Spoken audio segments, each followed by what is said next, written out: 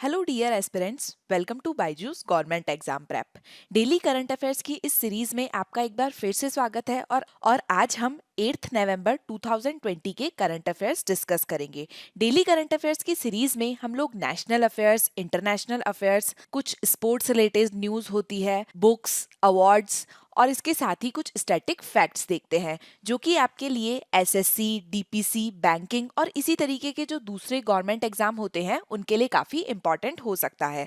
तो चलिए शुरुआत करते हैं। हमारा सबसे पहला सेक्शन है नेशनल अफेयर्स अर्थात राष्ट्रीय मामले।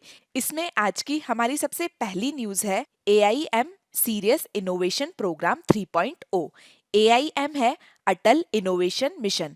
तो भारत का जो अटल इनोवेशन मिशन है और रशिया का जो सीरियस है, उन दोनों ने साथ में मिलकर AIM Sirius innovation programme 3.0 launch किया है। तो आपको ध्यान रखना है, ये जो प्रोग्राम है ये भारत और रशिया के बीच का प्रोग्राम है। अब अगर हम ये डिस्कस करें कि AIM सीरियस इनोवेशन प्रोग्राम जो है वो आखिर है क्या, तो ये एक 14 डेज का वर्चुअल प्रोग्राम है जो कि इंडियन अर्थात भारतीय और रशियन अर्थात रूसी स्कूली चिल्ड्रंस जो हैं, स्कूली छात्र जो हैं, उनके लिए है।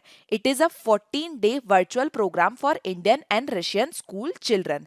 ये भारत और रशियन जो यूथ है उनके बीच का पहला बायलैटरल इनोवेशन इनिशिएटिव है। ये पहला इंडियन और रूसी जो युवा है उनके बीच का एक द्विपक्षीय इनोवेशन पहल है। इससे क्या होगा कि दोनों देशों के बीच में जो तकनीकी समाधान होता है, जो टेक्निकल सॉल्यूशन होता है, जो कि वेब बेस्ड टेक्निकल सॉल्यूशन भी हो सकता है और मोबाइल बेस्ड टेक्निकल सॉल्यूशन भी हो सकता है, उसको डेवलप करने में, उसे विकसित करने में मदद मिलेगी।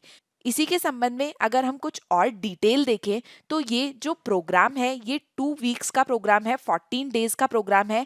ये कब से कब तक होगा? तो ये 7 से 21 नवंबर तक चलेगा। इसके अंदर 48 स्टूडेंट्स होंगे, 16 एजुकेटर्स होंगे और ये मिलकर 8 वर्चुअल प्रोडक्ट और मोबाइल एप्लीकेशन जो है वो बनाएंगे। 7 से 21 नवंबर के बीच में ये जो 2 सप्ताह का कार्यक्रम चलेगा, इसमें 48 छात्र होंगे, 16 शिक्षक होंगे और साथ ही में कुछ मेंटर्स होंगे जो कि 8 वर्चुअल प्रोडक्ट्स या मोबाइल एप्लीकेशन डेवलप करेंगे। ये जो वर्चुअल प्रोडक्ट और मोबाइल एप्लीकेशन होंगे, ये जो अभी के समय में महत्वपूर्ण ग्लोबल चैलेंजेस है, जो वैश्विक चुनौतियां हैं, उनके मद्देनजर होंगे। वो वैश्विक चुनौतियां कौन कौन सी हो सकती है? तो वो हो सकती है कल्चर से रिलेटेड, डिस्टेंस एजुकेशन से रिलेटेड, अप्लाइड कॉग्निटिव साइंस से रिलेटेड, हेल्थ और वेलबींग से रिलेटेड, स्पोर्ट्स से रिलेटेड, फिटनेस से रिलेटेड, गेम ट्रेनिंग से रिलेटेड, केमिस्ट्री से रिलेटेड या फिर artificial intelligence, digital financing, asset से रिलेटेड। और ये सभी होगा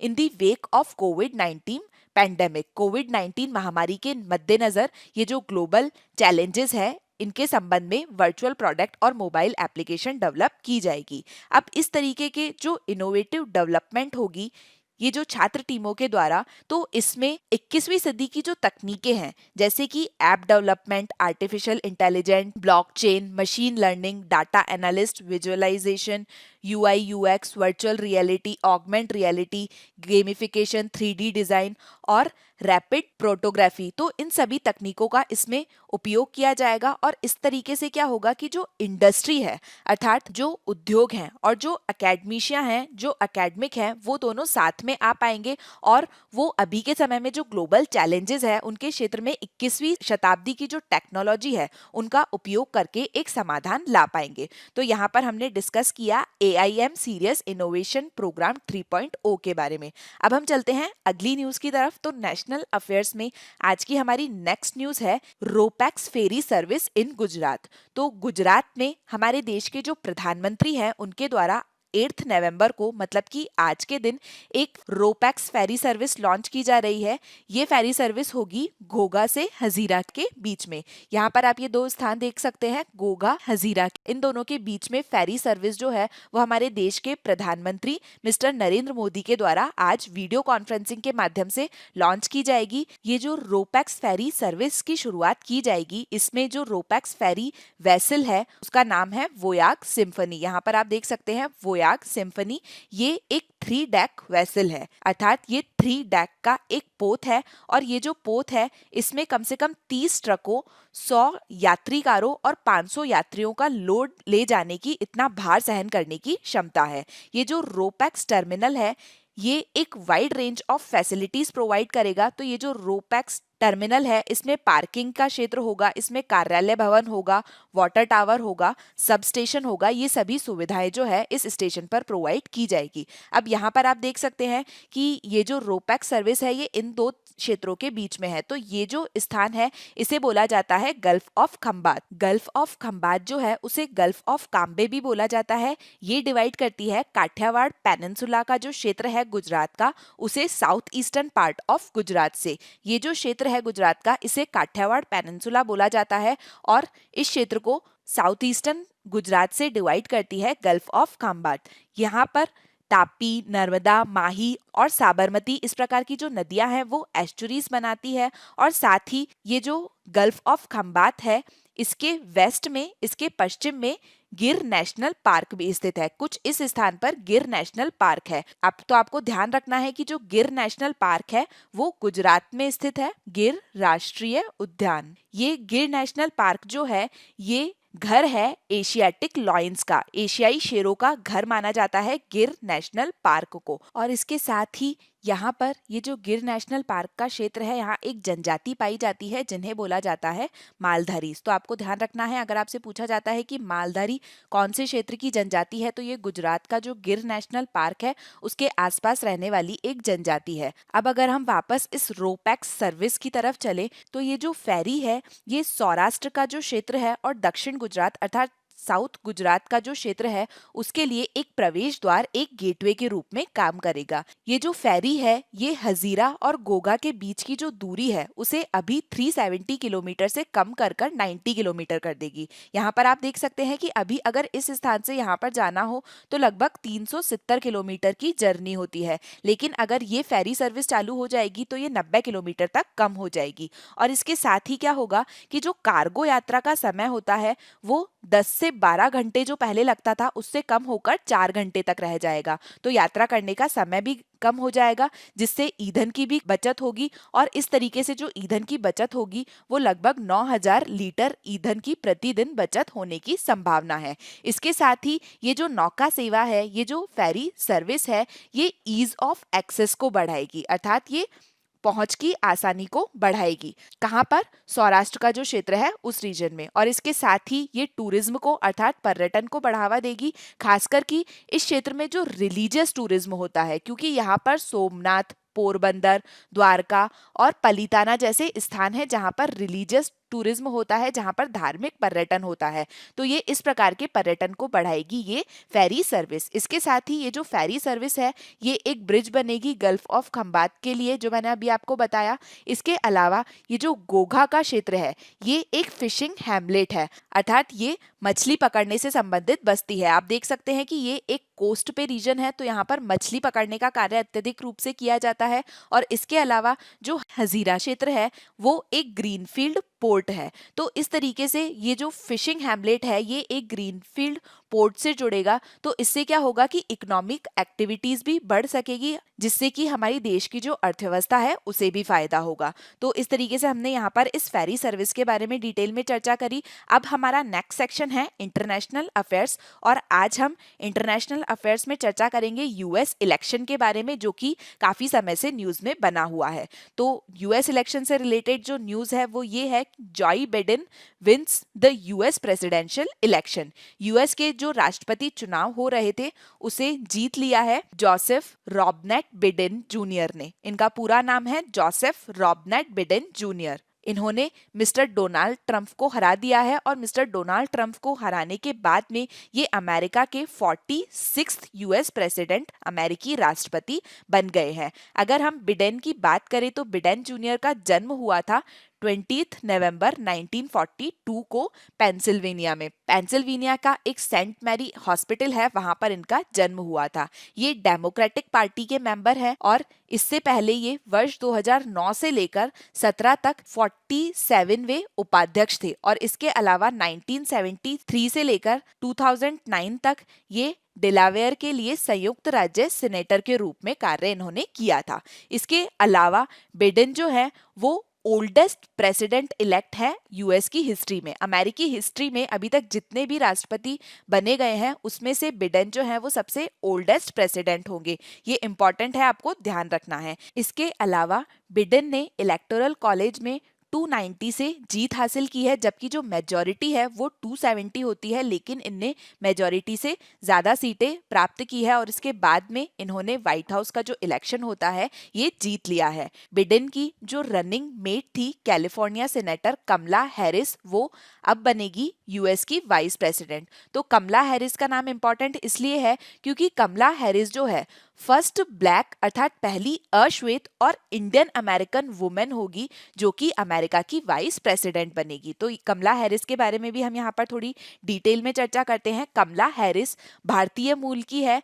ये फर्स्ट अश्वेत अर्थात फर्स्ट ब्लैक महिला होगी जो कि यूएस की वाइस प्रेसिडेंट बनेगी। और इसके अलावा इनकी जो मूल है वो भारत में तमिलनाडु से है, ये आपको ध्यान रखना है। इनका जन्म हुआ था ऑकलैंड कैलिफोर्निया में अक्टूबर 20, 1964 में। उन्होंने 2017 से कैलिफोर्निया के लिए जूनियर यूनाइटेड स्टेट्स सीनेटर के रूप में कार्य किया है। इनकी जो मदर है उनका नाम है श्यामला गोपालन। ये एक बायोलॉजिस्ट है। इनकी जो मदर है वो मूल रूप से भारतीय थी और वो मूल रूप से थी तमिलनाडु से। इसके अलावा इनके जो फादर हैं वो है डोनाल्ड जे हैरिस और वो मूल रूप से ब्रिटेन से हैं। ये 1961 में ग्रेजुएशन के लिए यूएस में आए थे।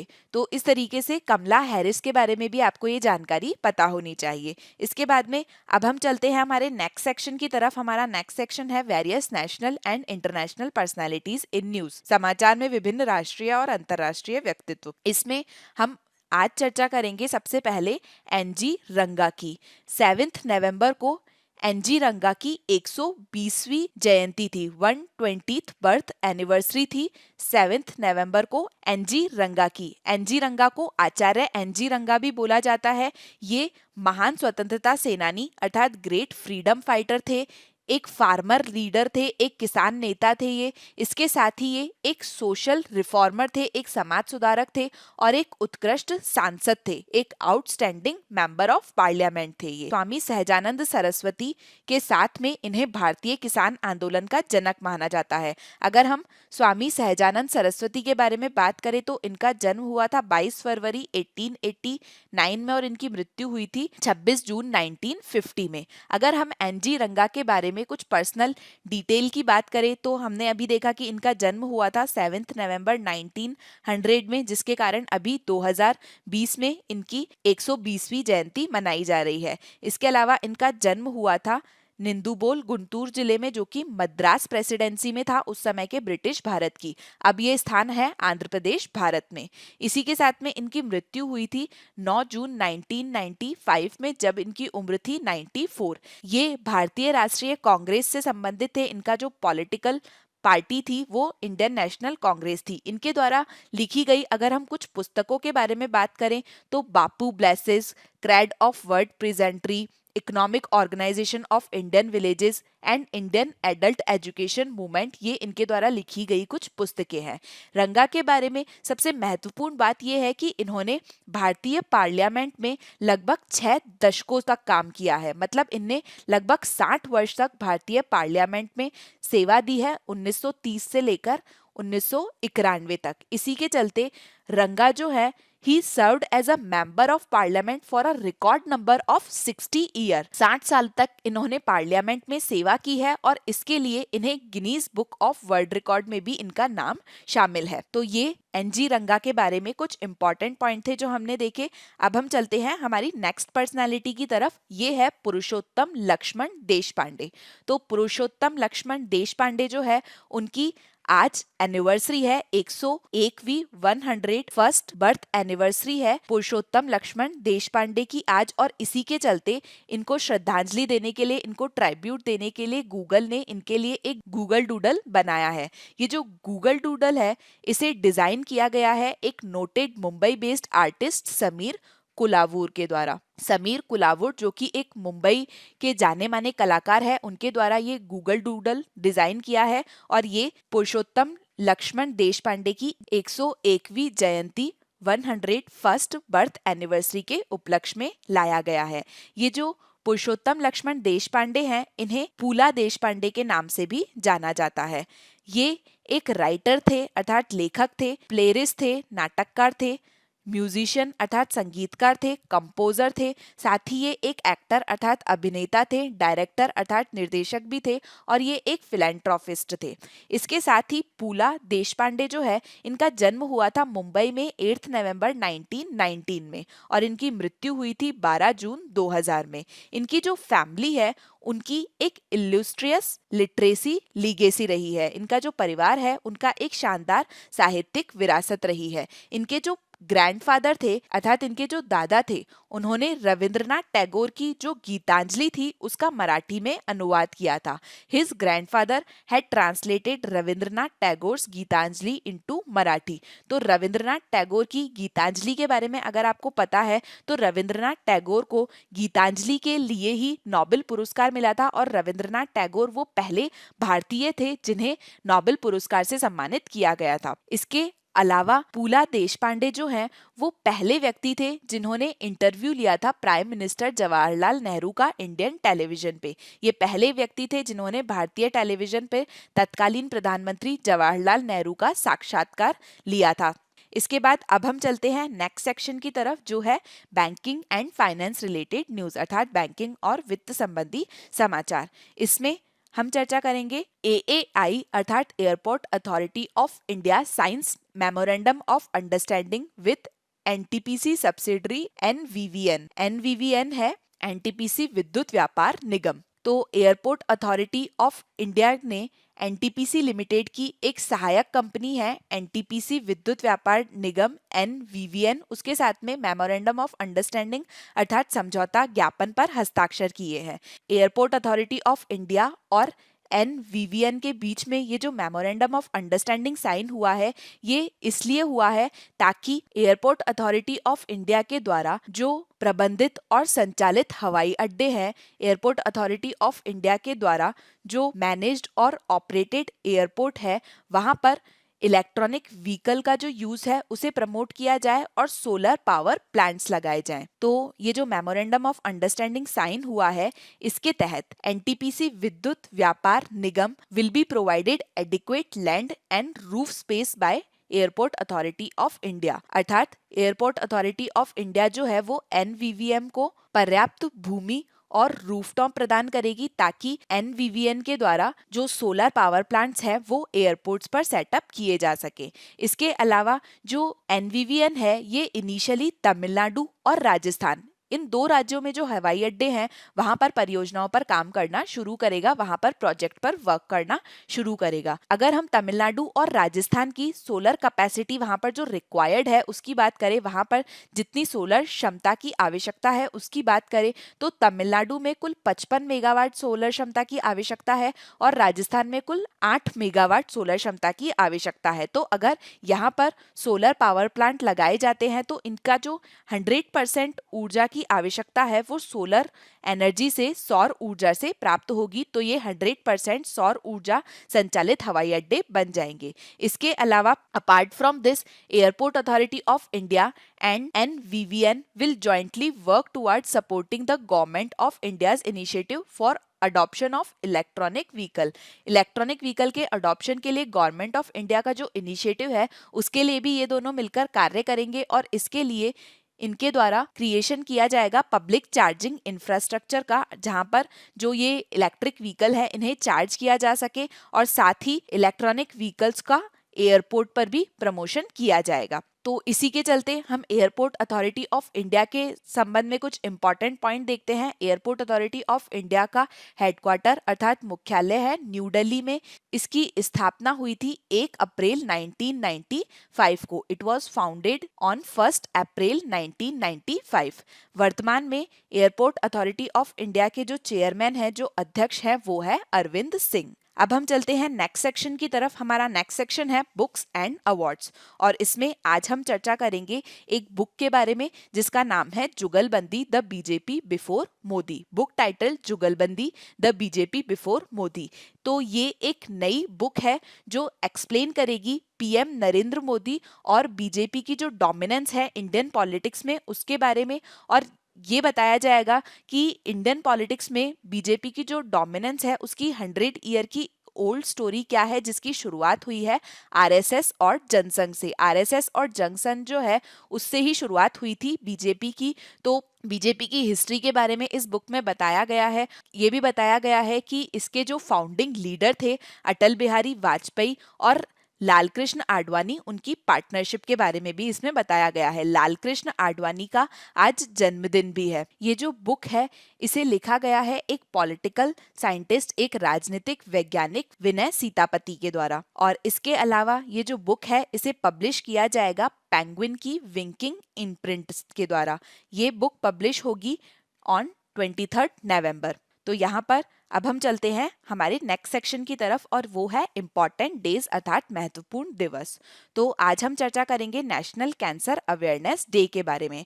नेशनल कैंसर अवेयरनेस डे अर्थात राष्ट्रीय कैंसर जागरूकता दिवस प्रतिवर्ष मनाया जाता है 7 नवंबर को, 7 नवंबर को। ये मनाया जाता है to spread awareness on cancer, its symptoms and treatment. तो जो विश्व स्वास्थ्य संगठन है अर्थात जो वर्ल्ड हेल्थ ऑर्गेनाइजेशन है, उनके अनुसार cancer is the second leading cause of death globally. Cancer जो है वो ग्लोबली जितनी मृत्यु होती है उसमें से दूसरा सबसे बड़ा कारण है। अगर हम 2018 की बात करें तो 2018 में लगभग 18 मिलियन केस थे कैंसर के ग्लोबली, वैश्विक रूप से, और इस 18 मिलियन में से लगभग 1.5 मिलियन केसेस जो हैं वो भारत में ही थे कैंसर के। इसके अलावा 2018 में ही लगभग 9.5 मिलियन डेथ हुई थी ग्लोबली कैंसर से, जिसमें से 0.8 मिलियन डेथ जो है वो इंडिया में ही हुई थी। अगर हम नेशनल कैंसर अवेयरनेस डे के बारे में बात करें तो इसकी शुरुआत की गई थी 2014 में। The day was first observed in 2014 and it was announced by the Union Health Minister Dr. Harshvardhan. ये जो दिन है वो 7 नवंबर को इसलिए मनाया जाता है क्योंकि 7 नवंबर का दिन जो है वो बर्थ एनिवर्सरी है मैरी क्यूरी, जो कि एक साइंटिस्ट है उनकी। इन साइंटिस्ट को वर्ष 1903 में नोबेल प्राइज से सम्मानित किया गया था फिजिक्स के क्षेत्र में, और 7 नवंबर को इनकी बर्थ एनिवर्सरी है। उस दिन नेशनल कैंसर अवेयरनेस डे मनाया जाता है। आपको ध्यान रखना है कि जो 7 नवंबर है वो नेशनल कैंसर अवेयरनेस डे है। तो अगर हम वर्ल्ड कैंसर डे की बारे में बात करें, विश्व कैंसर दिवस के बारे में बात करें, तो वो बनाया जाता है 4 फरवरी को। तो यहाँ पर हमारा करंट अफेयर्स का सेक्शन खत्म होता है और अब हम चलते हैं फैक्ट्स की तरफ। Let's talk about some important facts. इसमें आज हम चर्चा करेंगे भारत के कुछ महत्वपूर्ण मंदिरों के बारे में, इंपॉर्टेंट टेम्पल्स इन इंडिया। तो सबसे पहले हम बात करेंगे ब्लैक पगोड़ा अर्थात सन टेम्पल की, सूर्य मंदिर की। तो सूर्य मंदिर जो है वो स्थित है कोणार्क, जो कि है उड़ीसा में। इसके बाद में नेक्स्ट मंदिर है बृहदेश्वर मंदिर, बृहदेश्वर टेम्पल। ये थंजौर में स्थित है, जो कि है तमिलनाडु में। ये जो बृहदेश्वर टेम्पल है ये एक वर्ल्ड हेरिटेज साइट भी है। इसके बाद में नेक्स्ट टेम्पल है गंगईकोंडा चोलापुरम मंदिर। ये गंगई कोंड चोलेश्वरम जो कि तमिलनाडु है में है, वहां पर स्थित है, और ये भी एक वर्ल्ड हेरिटेज साइट है। इसके बाद में अगला इंपॉर्टेंट टेम्पल है ऐरावतेश्वर मंदिर। ये है दरसुराम में, जो कि है तमिलनाडु में, और ये भी एक वर्ल्ड हेरिटेज साइट है। इसके बाद में अगला है हजारा राम मंदिर। ये भी एक वर्ल्ड हेरिटेज साइट है, ये हम्पी कर्नाटक में है। अगला है स्वर्ण मंदिर अर्थात गोल्डन टेम्पल। गोल्डन टेम्पल है अमृतसर पंजाब में। इसके अलावा एक है विरूपक्षा टेम्पल अर्थात विरूपक्षा मंदिर। ये भी एक वर्ल्ड हेरिटेज साइट है और ये है पट्टाडकल कर्नाटक में। अगला है जगन्नाथ मंदिर। जगन्नाथ मंदिर है पुरी में, जो कि है उड़ीसा में। इसके बाद में है कैलाश टेम्पल, कैलाश मंदिर, ये एलोरा में है, जो कि महाराष्ट्र में स्थित है। इसके बाद में हम बात करेंगे महाकालेश्वर मंदिर की। महाकालेश्वर मंदिर है उज्जैन में, जो कि एमपी अर्थात मध्य प्रदेश में स्थित है। मीनाक्षी मंदिर, मीनाक्षी मंदिर है मदुरई में, जो कि तमिलनाडु में स्थित है। इसके बाद में हम बात करेंगे मुंडेश्वरी टेम्पल की। मुंडेश्वरी टेम्पल है कैमूर, जो कि बिहार में स्थित है। इसके बाद में अगला मंदिर है शोर टेम्पल, शोर मंदिर, ये है महाबलीपुरम जो कि तमिलनाडु में है। इसके बाद है सोमनाथ टेम्पल, सोमनाथ टेम्पल है जूनागढ़ में जो कि गुजरात में स्थित है। अगला है तिरुपति मंदिर, तिरुपति मंदिर है चित्तौड़ में जो कि आंध्र प्रदेश में स्थित है। इसके बाद है सबरीमाला, सबरीमाला मंदिर केरल में स्थित है, पठान मथिट्टा में। सबरीमाला से संबंधित कई विवाद भी न्यूज में रहे थे, तो आपने सबरीमाला मंदिर का नाम सुना होगा, ये केरल के पठान मथिट्टा में स्थित है। इसके अलावा दिलवारा टेम्पल है, दिलवारा मंदिर है, ये माउंट आबू में स्थित है। इसके बाद में कामाख्या टेम्पल, कामाख्या टेम्पल जो है वो गुवाहाटी में है जो कि आसाम में है। इसके अलावा जिष्टा देवी टेम्पल, जिष्टा देवी जो मंदिर है वो श्रीनगर में है, जम्मू कश्मीर में। दक्षिणेश्वर काली मंदिर, दक्षिणेश्वर काली मंदिर है कलकत्ता जो कि आता है पश्चिम बंगाल अर्थात वेस्ट बंगाल में। तो हमने यहाँ पर कुछ इंपॉर्टेंट टेम्पल्स के बारे में चर्चा करी। Now let's move on to practice questions. यहाँ पर आपको जो प्रैक्टिस क्वेश्चंस दिए जा रहे हैं उनका आंसर आपको कमेंट सेक्शन में देना है। तो हमारा सबसे पहला क्वेश्चन है, AIM सीरियस इनोवेशन प्रोग्राम 3.0 किन दो देशों के बीच की द्विपक्षीय पहल है? AIM Sirius innovation programme 3.0 is a bilateral initiative between which two countries? India Russia, India Netherlands, India Australia या इंडिया अमेरिका? नेक्स्ट क्वेश्चन है, what is the ropax ferry service between Ghogha and Hazira called? Ghogha और हजारिया के बीच में जो RoPax नौका सेवा है उसे क्या कहा जाता है? वोयाक सिंपथी, वोयाक सैम्फनी, वोयाक सिंपल, वोयाक विराट। अगला है, Google doodle to mark the 101st birth anniversary of Purushottam Laxman Deshpande was designed by? Purushottam Laxman Deshpande की 101वीं जयंती को चिन्हित करने के लिए जो गूगल डूडल लाया गया है वो किसके द्वारा बनाया गया था? NG रंगा, समीर कुलवूर, विनय सीतापति, अरविंद सिंह। इसके बाद में नेक्स्ट क्वेश्चन है, who is the current chairman of airport authority of India? भारतीय विमानपत्तन प्राधिकरण के वर्तमान अध्यक्ष कौन है? समीर कुलवूर, अरविंद सिंह, NG रंगा या विनय सीतापति? अगला क्वेश्चन है, when is national cancer awareness day celebrated? राष्ट्रीय कैंसर जागरूकता दिवस कब मनाया जाता है? 17 नवंबर, 8 नवंबर, 7 नवंबर और 5 नवंबर। इसके बाद में नेक्स्ट क्वेश्चन है, काठियावाड़ क्षेत्र जो है वो किस राज्य में स्थित है? Kathiawar region is situated at which state? Rajasthan, Madhya Pradesh, Gujarat या महाराष्ट्र? अगला क्वेश्चन है, where is the sun temple located? सूर्य मंदिर कहाँ स्थित है? तंजावुर तमिलनाडु, कोणार्क उड़ीसा, अमृतसर पंजाब या पुरी उड़ीसा? ये जो क्विज के क्वेश्चंस थे इनका आंसर आपको कमेंट सेक्शन में देना है। Please do comment, please like, share and subscribe to our channel. Thank you so much for today's discussion. Stay happy, stay safe.